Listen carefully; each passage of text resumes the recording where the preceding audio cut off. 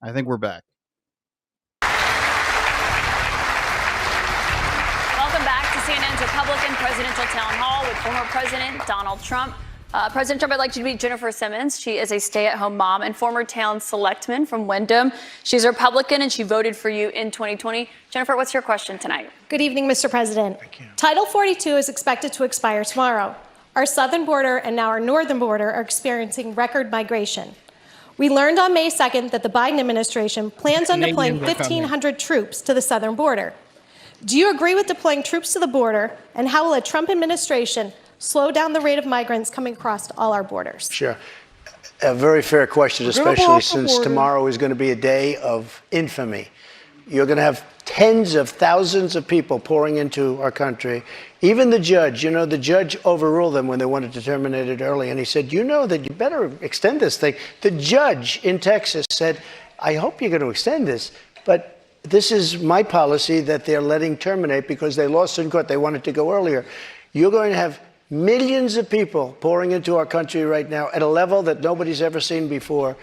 These people are sick. Anybody that wants this to happen to our country, they're destroying our country, and this should not be allowed to happen. How they're not going to do a version of Title 42 or my Title 42, which was tough. If people are sick and have infectious diseases and lots of other problems, we don't want them being into our country. We have enough problems right now. We have problems like we've never had in the history of our country. But Mr. President, our country is being destroyed. The reason it's ending is because the health policy, the COVID-era pandemic emergency, is coming to an end. That's what Title 42 was. You put it in place because of COVID. True, but when it comes to big questions about what your immigration policy would look like if you are reelected, some of your Republican rivals have criticized you for not fulfilling the promises that you made on the campaign trail, like finishing the border wall. So how did voters know that you would get those done if you're reelected? I did finish the wall.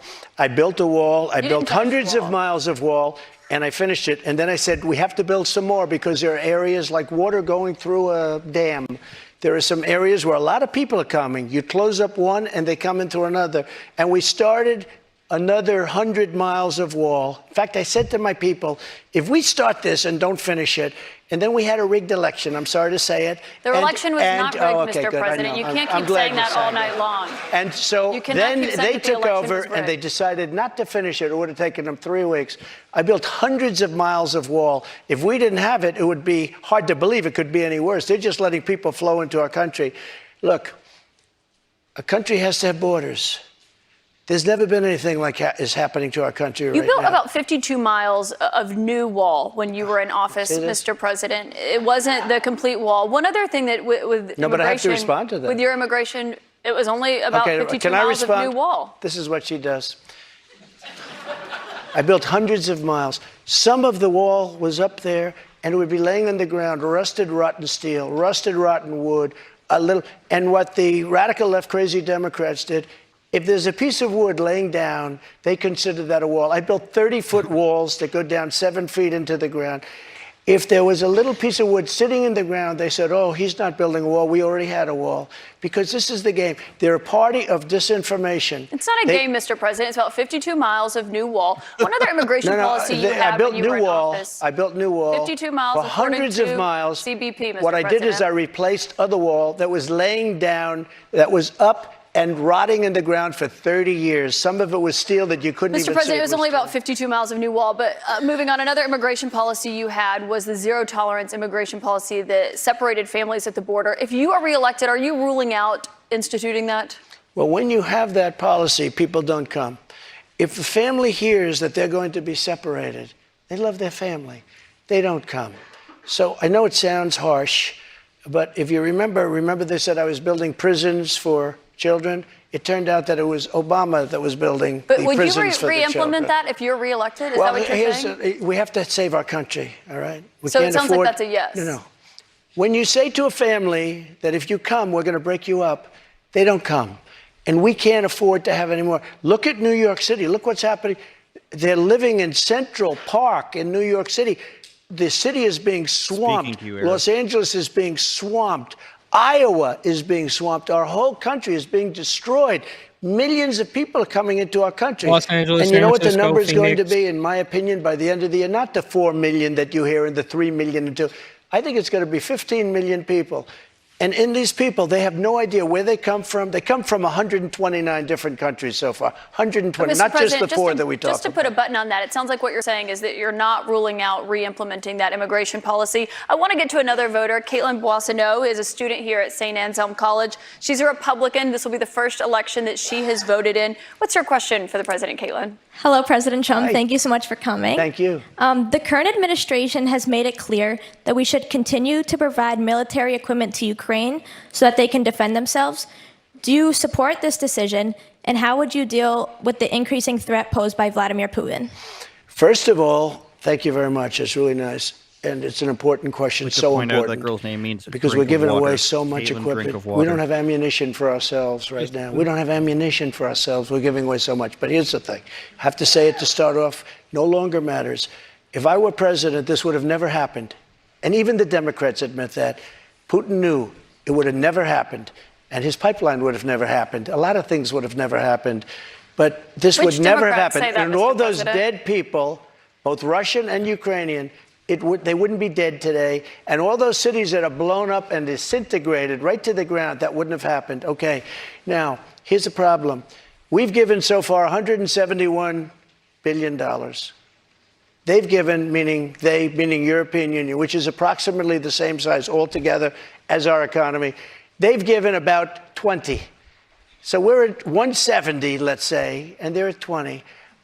You don't have to know too much about history to realize, or geography, to realize that they're a little bit more affected than we are, okay?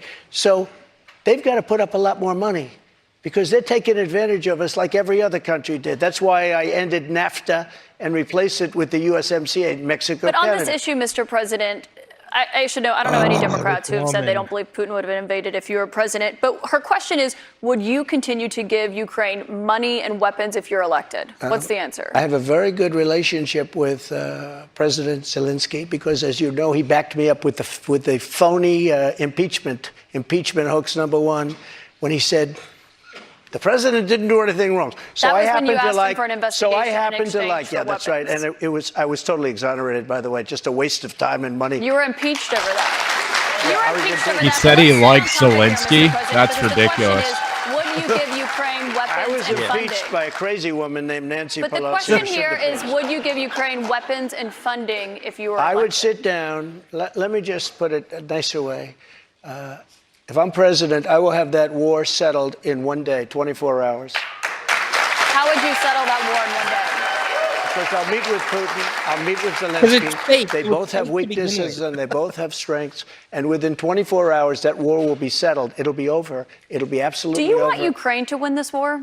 Oh, my God. I don't think in terms of winning and losing. I think in terms of getting it settled so we stop killing all these people and breaking down this country. Now, That's such like a monstrous Can I just question. follow up on that? You But said one you of the don't things think in you have terms to of do is winning you have and to get losing. you have Mr. to get President, can I Europe. just follow up on that because that's a really important Excuse me, statement let me you just just follow made up. there. Can you say if you want Ukraine or Russia to win this war? I want everybody to stop dying. They're dying. Russians and Ukrainians. I want them to stop dying. And I'll have that done. I'll have that done in 24 hours. I'll have it done. You need the power of the presidency to do it. But you won't say that you want Ukraine to win. You know what I'll say? I'll say this. I want Europe to put up more money because they're in for 20 billion. We're in for 170, and they should be. And they should equalize. They have plenty of money. They should equalize. I got with NATO. But I'm asking when I sat down, I got them to put up hundreds of billions of dollars that they weren't paying under Obama and Bush and all of these other presidents. That's why they're able to help them fight the war because of the money I got. But I let's want talk about Europe. what's happening in Ukraine, excuse me. Mr. I want President. Europe to put up more money because they're laughing at us. They think we're a bunch of jerks. We're spending $170 billion for faraway land, and they're right next door to that land, and they're in for 20. I don't think so. When it comes to what's happening there, when you were in office, you said that you respected President Putin. Do you still respect him today? He made a tremendous mistake. He was a smart guy, you know. I remember I said he was smart, she was smart. He said President Xi of China, right, is smart. Okay, 1.5 billion people. He's the ruler of 1.5 billion people. I said, yeah, he's a smart guy. How dare he say he's smart? Of course he's smart. They want you to say he's a stupid person. Okay, he's not a stupid person. He's very smart. He's very cunning. And Putin made a bad mistake, in my opinion. What was his mistake? His mistake was going in. He would have never gone in if I was president. We used to talk about it, too. Do you believe that he is a war criminal? What? Do you believe that Putin is a war criminal? He's responsible for the deaths of thousands Well, of Ukrainians. I think it's something that should not be discussed now. It should be discussed later. Because right now we have to get a war. If you say he's a war criminal, it's going to be a lot tougher to make a deal to get this thing stopped. Because if he's going to be a war criminal where people are going to go and grab him and execute him, he's going to fight a lot harder than he's fighting, you know, under the other circumstance. That's something to be discussed at a later date. Right now, we want to get that war settled. And I'm not talking about the money either. I'm talking about all the lives that are being, the number of people being killed in that war is far greater than you're hearing. When they blow up a city and those buildings come pouring down and then they say 2 people were injured, no, hundreds and thousands of people are being killed. And we have to get that war settled.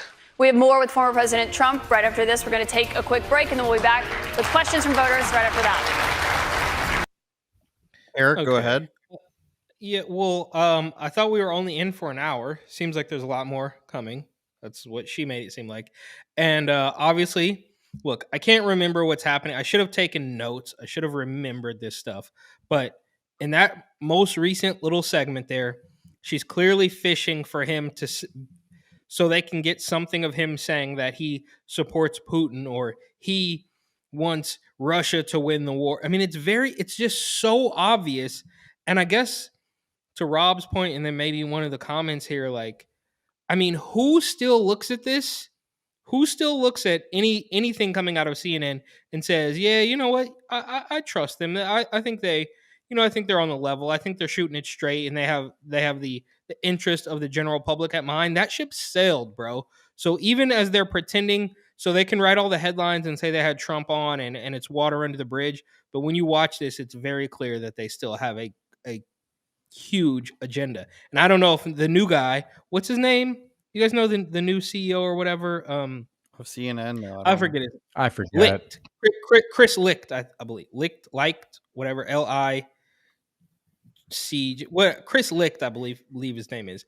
But do we think for one split second that he's actually on the level and he's actually trying to clean things up? Because I said a long time ago in one of my old videos that they need to start fresh, bro. They need to change the name. They need to change the logo. They need to change the colors, the mailroom, the chefs, the janitors. Everybody needs to go. And this is hardcore proof of that they haven't changed one bit. Rob, I'm guessing you're happy about the Zelensky letting that slide? Yeah, so I want more direct answers from him. Like he's kind of playing, like he said a lot of things that are true, but I think he should, like, it kind of annoys me how he's like, yeah, like me and Zelensky get along well or something along those lines. Like, no, Zelensky's a puppet. He should denounce that guy at all costs. And I feel like he's like, you know, kind of playing both sides there and not being direct. But at the same time, that lady is beyond bias. Like that lady, like Eric said, clearly fishing for an answer, clearly just, you know, just again, like why did he agree to do it here on CNN when he could have done it on like a, you know, a much more respectable platform? And he's just giving them views. Like why give CNN views? Like if CNN sucks, like he should just, you know, anyone still watching CNN is beyond help. Like no one's gonna switch. What happened to San Francisco? Wow, I'm sorry for that. Did you see now CNN is going to do a documentary on San Francisco? That might be some content in itself. And Andrew, before you get started, I just look, obviously, I mean, Trump for whatever 70 years of his life was not a politician, and now he is. So unfortunately, yeah, he kind of has to walk this middle ground and do these mealy mouth answers, which he's still, I think, not to like do the you know, whataboutism, but I still think in the grand scheme, he's still better than 95% of other politicians. I mean, but that's not saying much, though. Like, no, well, the bar is low, bro. The bar is low. Turn it up, Jordan.